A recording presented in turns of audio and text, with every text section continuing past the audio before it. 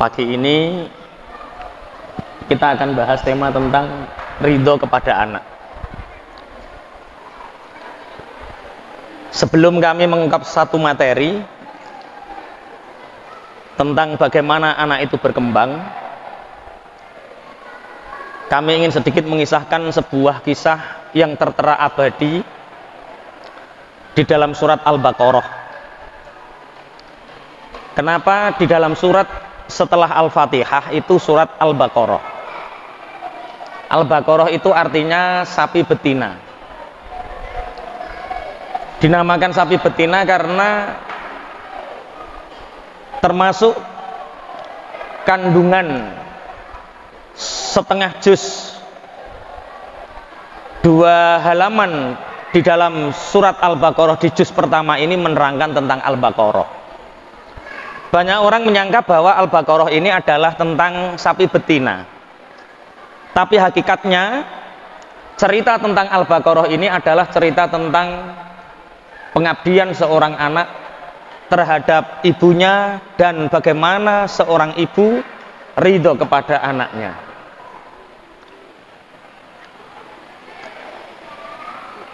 Tolong ibu-ibu yang masih pegang HP tolong dimasukkan ke dalam tas.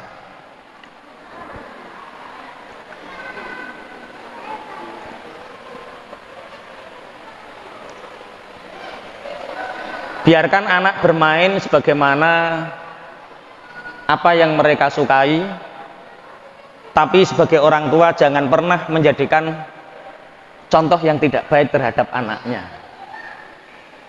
Bagaimana mungkin seorang anak bisa mendengar wong-wong tuane dhewe ndablek ngopok, Pak? Oke, serius. Karena ini masjid, kita niat iktikaf di sini, kita niat thalabul ilmi di sini. Bismillah, kita bahas tentang 1-2 kisah yang ada di dalam Al-Quran. Al-Baqarah itu artinya sapi betina.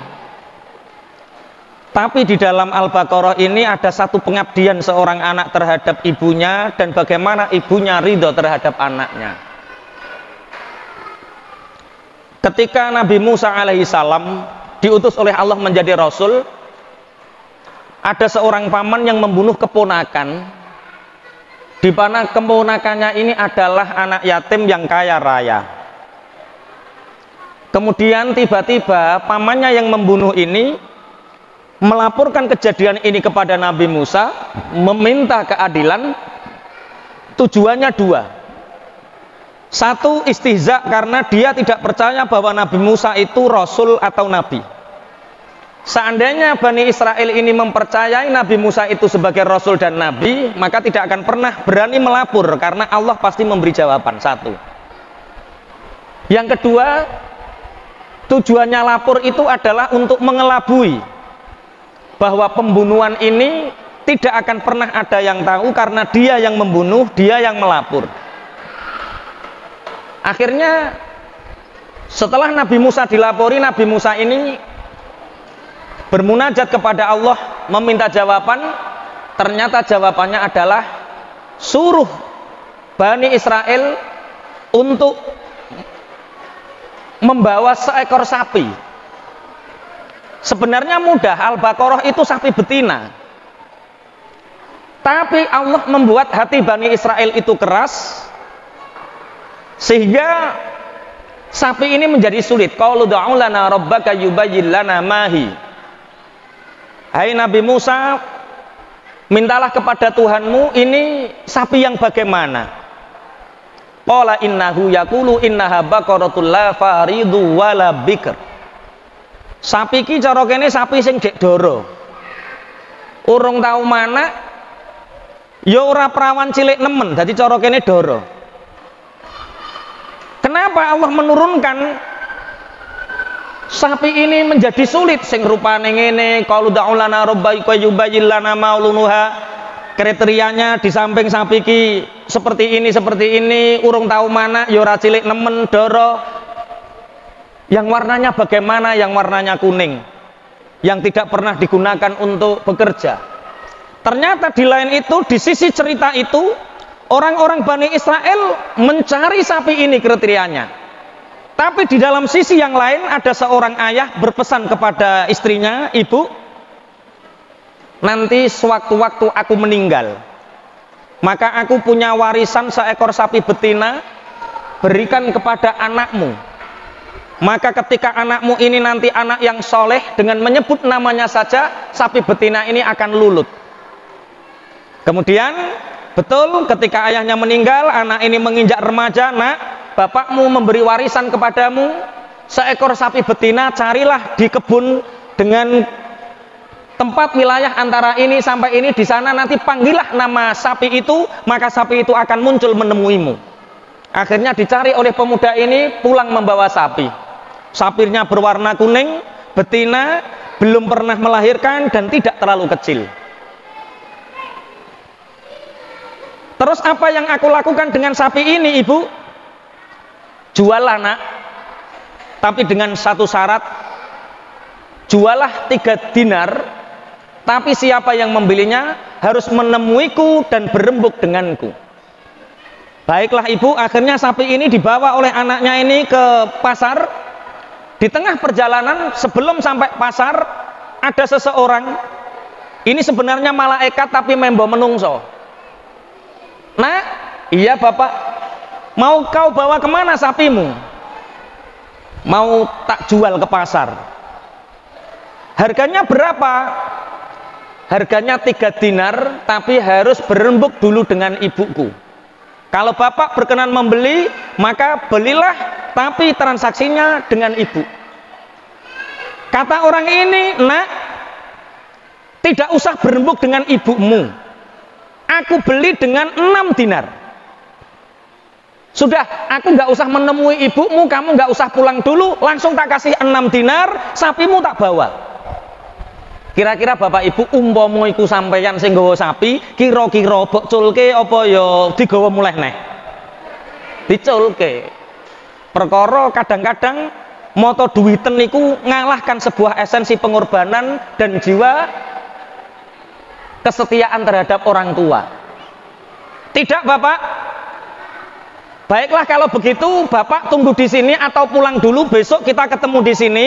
Aku tak matur ibuku, saya tak ngomong sama ibuku, bu, ini ada yang nawar 6 dinar.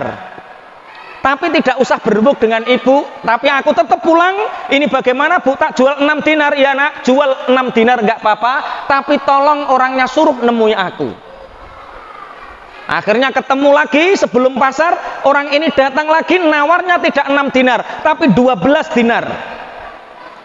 12 dinar, 1 dinar itu senilai 4 gram emas. Jadi kalau 1 gram 4 juta, berarti kalau 1 dinar itu 4 juta. Kalau 4 juta kali 6 berarti 24 juta. Kalau 12 dinar berarti 4 juta kali 12 berarti 48 juta. Nah, tak beli 12 dinar, nak, tapi kamu nggak usah pulang, nggak usah rundingan sama ibumu, aku nggak usah nemui ibumu, pokoknya sawi tak bawa, tapi tak beli dengan 12 dinar. Tidak pak, saya tak rundingan dulu sama ibuku, boleh apa tidak? Pulang lagi, ngendikan sama ibunya, ibu, niki dibeli 12 dinar bu, tapi tidak usah rembukan dengan jenengan. Nah, bapakmu berwasiat, apapun yang engkau kerjakan, dari segala kebaikan, berundinglah dengan ibumu. Dari perkataan ini, Allah membuat kesulitan terhadap Bani Israel untuk menemukan sapi yang sesuainya itu sesuai dengan kriteria ini. Warnanya kuning keemasan, tidak pernah digunakan untuk bekerja, belum pernah melahirkan dan tidak terlalu kecil. Akhirnya sampailah Bani Israel datang ke situ, berunding dengan ibunya, dan ibunya minta harga sapi ini senilai emas di dalam kulit. Jadi sapi ini dibelah, kulit sak piro dibeki dengan emas. Kalau tidak segitu maka tidak dijual. Ini penghormatan Allah terhadap anak yang berbakti kepada orang tuanya, dan penghormatan Allah bagaimana ibu mendidik anaknya dan ridho dengan perilaku anaknya. Seandainya ibu ini moto duwiten, mesti anaknya dibentukno, Pak. Bentuk to nak kowe, wong wis apik-apik 12 kan. Wong dari 3 menjadi 6, dari 6 menjadi 12. Tidak, Ibu, semua harta itu tidak ada nilainya, dunia seisinya tidak ada nilainya dibandingkan dengan ridho ibu. Sehingga Allah memberi apresiasi, penghormatan terhadap orang tua dan anak ini dicantumkan dalam sejarah keabadian yang ditulis dalam Al-Quran, namanya surat Al-Baqarah. Allahumma shalli ala Muhammad. Kisah yang pertama ini di dalam Al-Quran. Kita bandingkan nanti satu kisah di dalam Al-Quran, yang kedua ini kisah dari putra seorang ulama di Mekah. Ulama ini namanya Abdul Aziz. Abdul Aziz ini punya bapak namanya Muhammad. Muhammad ini punya kebangsawanan dari klan As-Sudais. Jadi Muhammad As-Sudais punya anak namanya Abdul Aziz. Abdul Aziz As-Sudais ini seorang ulama Mekah. Saat itu Abdul Aziz ini mengundang para tamunya, para ulama-ulama Mekah yang masyhur Mekah Madinah, ulama ul Haromen ketika itu diundang. Diberi jamuan. Cara saiki dikai talam. Talam, masak sudah berhari-hari masak untuk menjamu para ulama ul Haromen, ulama Mekah dan Madinah. Ketika itu ada seorang anak kecil namanya Abdurrahman. Usianya baru sekitar 6 tahun. Usia 6 tahun itu usia PAUD atau RA ya? RA. Usia 6 tahun, ketika jamuan sudah dikeluarkan, ulama-ulama sudah berkumpul, anak kecil yang bernama Abdurrahman ini membawa debu di tangannya, membawa debu di tangan kiri dan kanannya, kemudian masuk ke dalam rumah, semua talam itu disawur-sawuri debu, disawur-sawuri amu, sehingga jamuan yang dimasak itu tidak bisa dimakan. Ulama sudah berkumpul, makanya tidak bisa dimakan. Ibu, seandainya itu anak ibu, apa yang Anda lakukan? Bok bondo neng cagak. Apa kata ibunya? Seorang ibu pasti marah. Jamuan sudah disediakan, dipersiapkan selama berhari-hari untuk menjamu para ulama ul Haromen, tapi hasilnya tidak bisa dimakan karena pola tingkah anak kecil. Ibunya mengatakan, nak, keluar sana kamu, jangan pulang lagi, keluar kamu, jadi imamnya Mekah, jadi imamnya Madinah, pergi ke Ka'bah, jadilah imam ke sana. Dalam keadaan marah dan sangat marah, ibunya tetap mengatakan yang baik, nak, keluar kamu dari rumah ini, jadilah imamul Haromen, jadilah imam Mekah dan Madinah. Setelah 25 tahun berlalu, apa yang terjadi? 25 tahun, Abdurrahman putra dari Abdul Aziz ini terpilih menjadi salah satu imam terbaik di Mekah dan Madinah. Allahumma amin.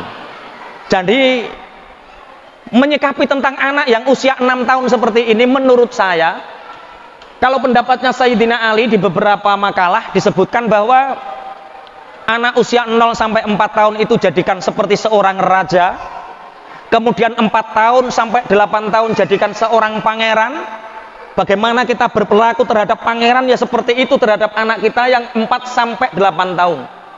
Setelah 9 tahun sampai 14 tahun, dalam waktu 5 sampai 6 tahun ini jadikan anak seperti tahanan perang. Diajarkan kedisiplinan yang tinggi, diajarkan spiritual yang tinggi. Setelah itu jadikan anak seperti seorang sahabat setelah mereka memasuki masa murahakoh atau masa menuju baliknya. Di Al-Quran kita tadi membahas tentang surat Al-Baqarah. Di Mekah ada cerita yang masyhur namanya Abdurrahman As-Sudais dengan kemarahan ibunya.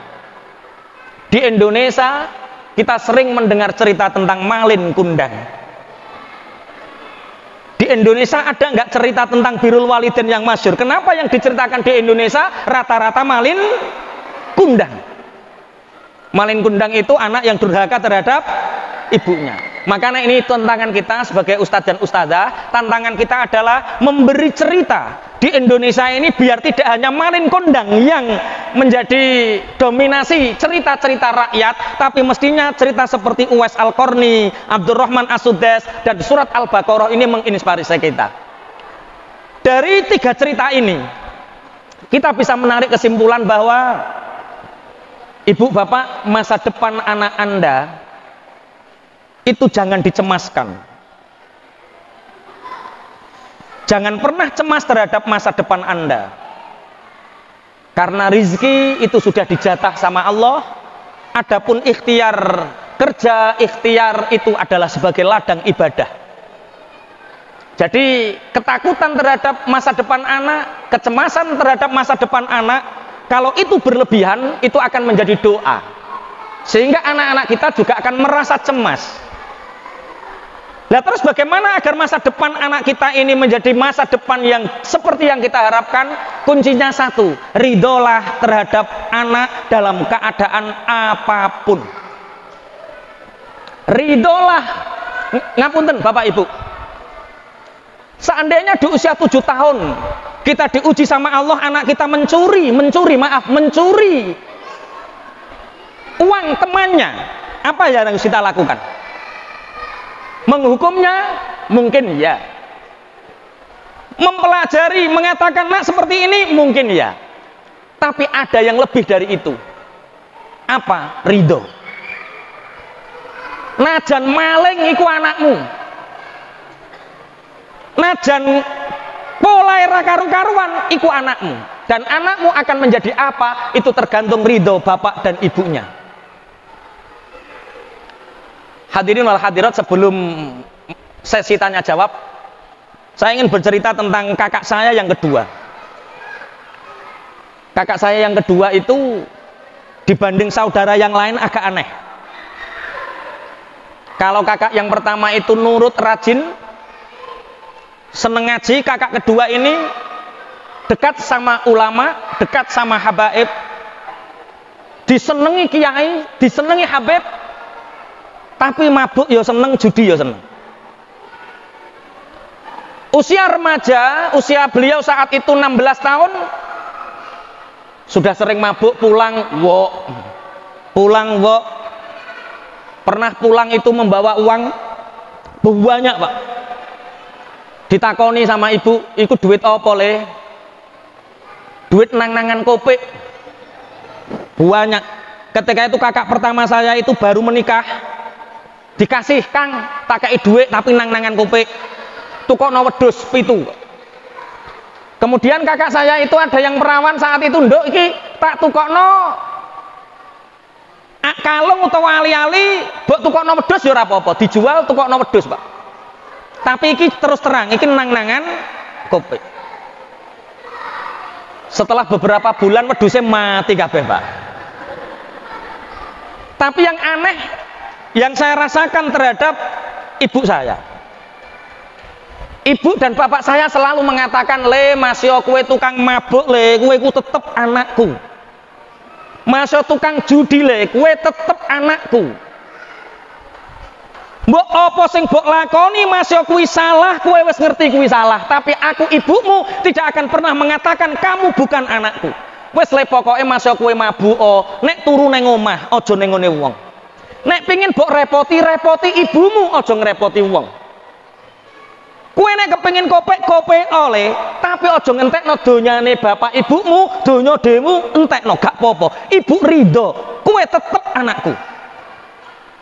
Saat itu orang mungkin menyangka, lah ya wong anak kaya ngono kok ya jek apik karo bapak ibuke. Ketika itu tak tanyakan sama ibu, kok ngoten le mbok? Kok sampean kok ngono sikape? Apa jawabannya? Anak selamanya dia punya tanggung jawab dunia akhirat. Saya punya tanggung jawab dunia akhirat terhadap anakku. Iki nek anakku lunga dituturi wong liya dhek gak iso mari. Tapi ketika dia akan terlalu jauh menyimpang, bapak ibunya masih punya rasa cinta dan doa, aku yakin kakakmu mesti balik. Sing penting ojo lunga ning omah wae. Ternyata bapak ibu setelah sekian tahun menikah, alhamdulillah saiki yo ngulang ngaji, saiki yo TPK-ne yo santrine 80, yo istighol, yo balik apik. Dan itu pernah, Pak. Wong bojone bocah ndablek ana Habib yang saya kenal itu namanya Muhammad Ahmad Assegaf. Kalau jenengan ke Tuban ada makamnya Sunan Bonang, di sebelah timurnya itu ada makam 3, warnanya hitam semua. Ada Muhammad Assegaf, ada Ahmad Assegaf, yang satu siapa Assegaf itu ya, yang Muhammad ini. Itu sering ke rumah dan ngendikan. Kakak saya tanya, "Beb, kula niki tukang mabuk." Ya wis ngerti. "Beb, kula niki tukang judi." Ya wis ngerti, bapak ibumu wis cerita. Ngono ki ya oleh, Beb. Ya oleh, maksudnya aku mabuk, aku anu ya oleh. Apa kata Habib ini? Gak apa-apa. Mabuk sak katotmu, judi sak warekmu gak apa-apa, tapi satu nak, jangan pernah tinggalkan sholat. Akhirnya ketika, piye ketemu Habib tambah oleh mabuk ra apa-apa, sing penting aja ninggalno sholat. Setelah bertahun-tahun ibu, dia nggak pernah lepas meninggalkan sholat. Artinya ternyata setelah saya dewasa, saya mempelajari banyak kitab, apa yang dilakukan Habib ini seperti yang tercantum dalam kitab beberapa kitab hadis yang menerangkan bahwa ketika satu hubunganmu dengan Tuhanmu putus, maka jangan pernah memutus dengan hubungan yang lain. Dari jalur judi mungkin dia putus dengan Tuhannya, dari jalur mabuk mungkin dia putus dengan Tuhannya, tapi jangan pernah putus dalam sholat atau hal kebaikan yang lainnya. Ternyata setelah dia syughul sibuk dengan sholat, lambat laun setelah menikah 1-2 tahun menikah, 3-4 tahun menikah, ternyata budaya judi, kemudian mabuknya itu ditinggalkan. Alhamdulillah. Dari cerita ini ternyata Bapak Ibu, ada anak yang diuji sama Allah hari ini belarah misalnya, dan sampai kita tidak ridho, jangan-jangan dia tidak bisa tobat dan kembali itu karena ketidakridhoan kita. Anak kita selamanya anak-anak kita, maka dalam keadaan apapun ridholah dan selalu doakan anak-anak kita.